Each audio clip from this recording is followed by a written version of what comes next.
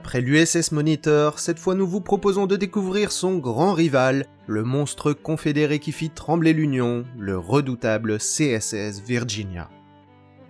En novembre 1860, Abraham Lincoln est élu président des États-Unis. Son projet de réforme de l'esclavage cristallise les tensions profondes entre le Nord et le Sud. Si bien que le 4 février 1861, 7 États du Sud font sécession pour former les États confédérés d'Amérique. La guerre de sécession éclate peu après, le 12 avril 1861, lorsque l'armée confédérée attaque Fort Sumter à Charleston, resté fidèle au gouvernement fédéral. Dans les mois qui suivent, 4 autres États rejoignent la Confédération. L'après-midi du 17 avril 1861, alors que la Virginie fait à son tour sécession, les partisans de l'Union tentèrent de sauver la frégate USS Merrimack amarrée à Portsmouth. Mais la nuit précédente, les sécessionnistes ont coulé des bateaux entre Craney Island et Sewell's Point, empêchant toute fuite. Le 20, le Merrimack et 8 autres navires sont sabordés pour éviter leur capture. Mais la Confédération manque cruellement de navires et décide de renflouer le Merrimack. Le 30 mai, il est remorqué jusqu'à la cale sèche du chantier naval où il s'avère que sa coque inférieure et ses machines sont en bon état. Cependant, les forts Monroe et Wool étant aux mains de l'Union, l'entrée de Hampton Roads est verrouillée, et le blocus, commencé dès le 30 avril, coupe Norfolk et Richmond de la mer. Alors que la marine de l'Union a déployé certains de ses navires les plus puissants, face à eux, la poignée de petits navires confédérés ne peut rien. Mais pour Stephen Mallory, secrétaire à la marine confédérée, tout n'est pas perdu. S'ils ne peuvent rivaliser en nombre, ils le feront sur les performances. Ainsi naît l'idée de transformer le Merrimack en un cuirassé blindé à vapeur, une première dans l'histoire américaine. John Mercer Brooke propose d'en faire une casemate cuirassée avec l'avant et l'arrière immergés. John Porter est chargé de la conception générale, Brooke s'occupe du blindage et des munitions tandis que William Williamson, ingénieur en chef de la marine, supervise la machinerie.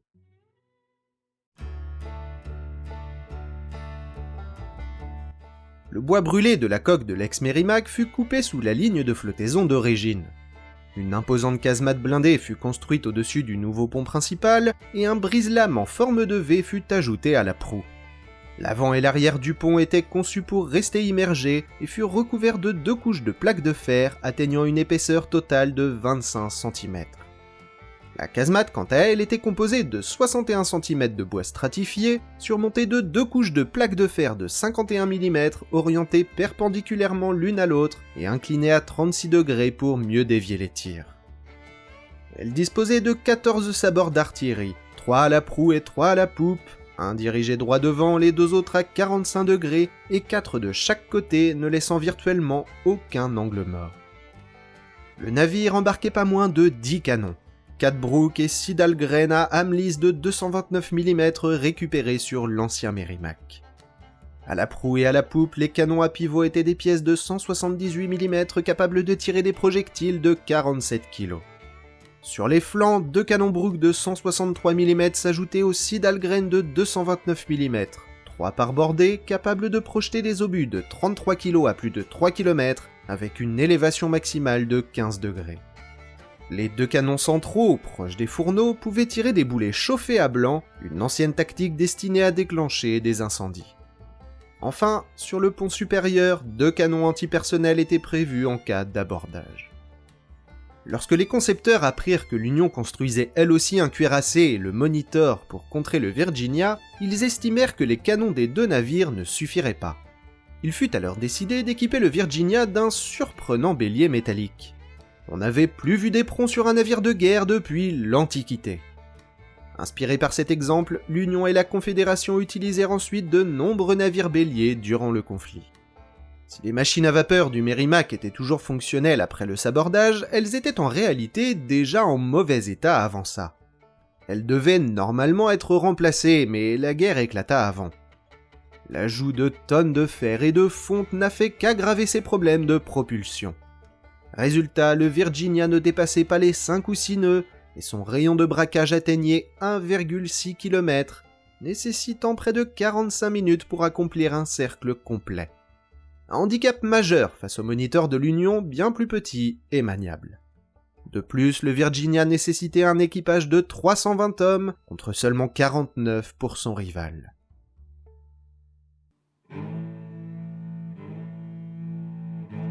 Le Virginia connut son baptême du feu lors de l'historique bataille de Hampton Roads les 8 et 9 mars 1862, lorsqu'il fut envoyé pour briser le blocus de la flotte de l'Union.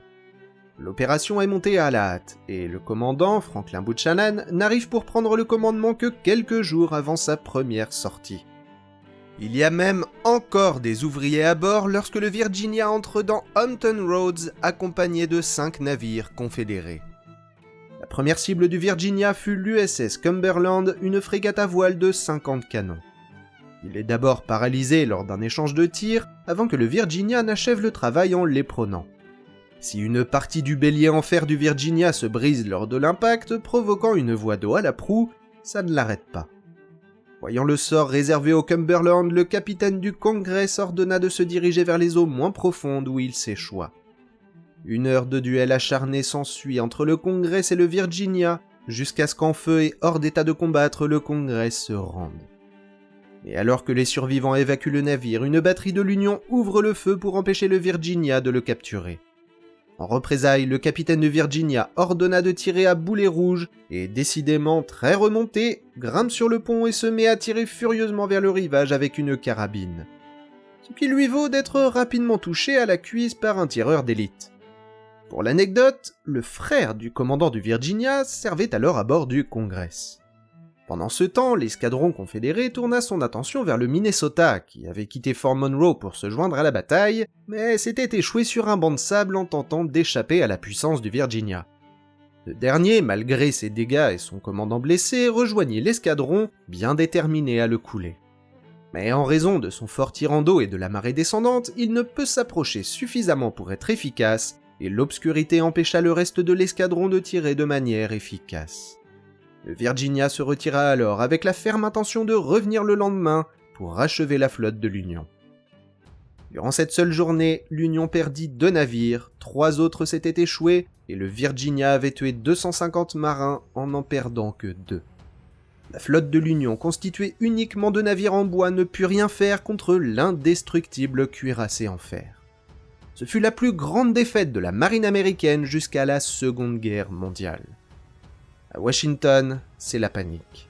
Lors d'une réunion, le secrétaire à la guerre, Edwin Stanton, visiblement effrayé, déclara que le Virginia pourrait attaquer les villes de la côte Est et même bombarder la Maison-Blanche avant la fin de la réunion. Le commandant du Gassendi écrivit dans son rapport aux autorités françaises « Tout semblait donc désespéré le 8 au soir et une panique générale semblait s'être emparée des esprits. » La terrible machine de guerre, si souvent annoncée, était enfin apparue, et en 1 heure à peine avait détruit 2 des plus forts navires de l'Union, fait taire de puissantes batteries de côte et vu fuir devant elle le reste des forces marines. Dans la nuit, l'USS Monitor arriva à Fort Monroe dans l'espoir de défendre la flotte de l'Union du monstre rebelle, atteignant Hampton Roads à la lueur du feu du triomphe du Virginia. Mais le Virginia n'était pas indemne pour autant. La proue fuyait à cause de la perte partielle de son bélier, sa cheminée criblée d'impacts réduisait le tirage des chaudières et donc sa vitesse, déjà médiocre à l'origine, 2 de ses canons étaient hors service, plusieurs plaques de blindage avaient souffert et, globalement, tout ce qui se trouvait au niveau du pont supérieur avait été ravagé. En outre, le commandant Buchanan, blessé, dut être remplacé par le lieutenant Gadsby Roger Jones. Le lendemain matin, le 9 mars, le Virginia repartit avec les Jamestown, Patrick Henry et Teaser, bien décidés à régler leur compte au Minnesota et au reste des bloqueurs. Ils commencent à tirer sur le Minnesota à distance, quand le Monitor surgit soudainement de derrière le Minnesota et s'interpose pour protéger le navire, débutant ainsi la première bataille entre cuirassés de l'histoire. Les 2 navires s'affrontèrent, généralement à bout portant, pendant 4 heures. Ils se tirent dessus de si près qu'ils se heurtent à 5 reprises. Le Virginia tente également d'éperonner le Monitor sans lui causer de dégâts notables, mais la collision aggrave les dommages à sa proue. Le Monitor, plus petit, agile et rapide, parvient à se déjouer des manœuvres du Virginia, tandis que ce dernier, lent et difficile à manœuvrer, peut compter sur un armement plus imposant.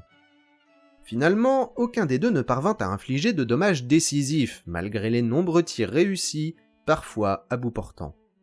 Le Moniteur fut touché 22 fois, dont 9 sur sa tourelle et 2 sur son poste de pilotage. Le Virginia, lui, fut touché 97 fois, par les tirs du Moniteur et d'autres navires. Grâce à son franc-bord très bas, ne laissant dépasser que la tourelle et le poste de pilotage, le Moniteur était beaucoup plus difficile à atteindre. Après plusieurs heures de combat acharné, le Moniteur se retire dans des eaux peu profondes, où le Virginia, avec son fort tir en dos, ne peut pas le suivre, après qu'un obus eût touché son poste de pilotage, blessant le capitaine. Après une rapide évaluation des dégâts, le Moniteur retourne au combat. Mais pendant ce temps, le Virginia pensa que son adversaire avait quitté le champ de bataille. Si le lieutenant Jones voulait poursuivre le combat, les pilotes du Virginia craignaient de s'échouer à cause de la marée descendante. Jones se résigna alors à ramener le cuirassé au chantier naval de Portsmouth, où il resta en réparation jusqu'au 4 avril 1862. Le Monitor, ayant pour ordre de protéger le Minnesota, ne le poursuivit pas. Ainsi prit fin le premier affrontement entre cuirassés de l'histoire. La bataille est largement considérée comme un match nul. Si le Virginia a infligé d'importantes pertes à la flotte de l'Union, le Moniteur a vaillamment protégé le Minnesota et empêché le cuirassé confédéré d'achever sa mission. Par la suite, l'Union renforça son blocus, et malgré plusieurs sorties du Virginia pour provoquer un nouvel affrontement, le Moniteur, suivant des ordres très stricts, ne se réengagea pas. Si bien que finalement, les deux adversaires ne devaient plus jamais s'affronter. Le 10 mai 1862, les troupes de l'Union prirent le contrôle de Norfolk.